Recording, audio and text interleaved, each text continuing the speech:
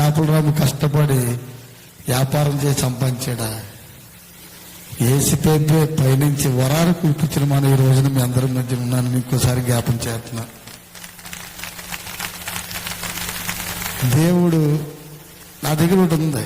నేను తాగుమోతవచ్చు, తిరుగుమోతవచ్చు. దేవుడు దీవించాక తప్పు చేయలే. నేను ఒకటే అంటాను, ఎందుకంటే తెలవనప్పుడు ఎన్నో తప్పులు చేశాను. నేను నిజంగా తాగుమోతున్నాయి. ఎలాంటి తాగుమోతా అంటే నా వయసు 12 సంవత్సరాల్లో మందు తాగివ్వండి. 30 సంవత్సరాలు మందు తాగు నా జీవితం. 2003లో వచ్చాను దీంట్లోకి.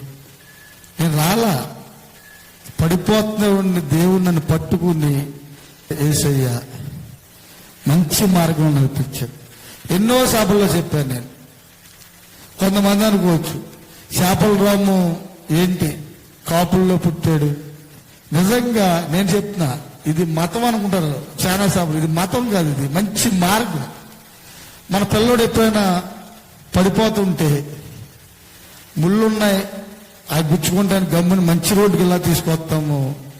మన జీవితాల చీకట్లో పడిపోయి జీవితాల ఎలుగులో నడిపించేదే ఈ దారాన్ని నేను తెలుసుకున్నా.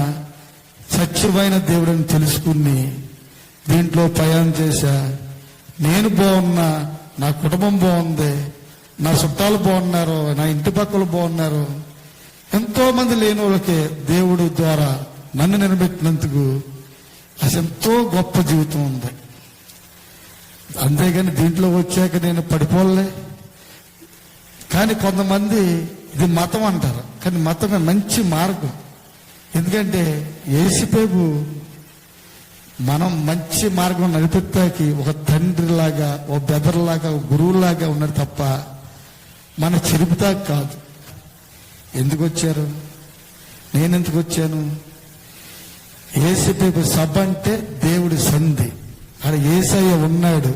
మన కష్టాలు, బాధలు మనన్నీ పోతాయి. అప్పుల్లో మునిగిపోయాం, సంవత్సరాలు ఇబ్బందులు ఉన్నాం, వ్యాపారంలో దెబ్బతిన్నాం. ఈ రోజు నుంచి అవన్నీ పోయి కష్టాలన్నీ వదిలేసి మంచి దీవులను తీసుకొస్తాకి సంతోషం, ఆనందంగా వస్తున్నారు. యాసకాలం అవును, చలికాలం అవును, దోమలు కొడుతున్నాయి. ఎన్నైనా యేసుప్రభు సభకు వస్తున్నాడంటే మనలో ఉండి దేవుడి మీద ప్రేమ, తపల మీద వస్తున్నాం తప్ప దేవుడు అంటే ప్రేమ. దేవుడు అక్కడ ఉన్నాడు, మనం మేలు చేస్తానని ప్రతి మనిషి అనుకున్నప్పుడే మన జీవితాలు మారుతాయి. నేను ఎవరి మీద ఆధారపడదు. రాము గారు అనుకోవచ్చు, పెద్ద కారుల మీద వచ్చారు, మంచి ఓటుబాటులోని. తా అంటే తూ రాదు, నాకు సంతకం తప్ప ఏమీ రాదు. ఎంత దేవుడే.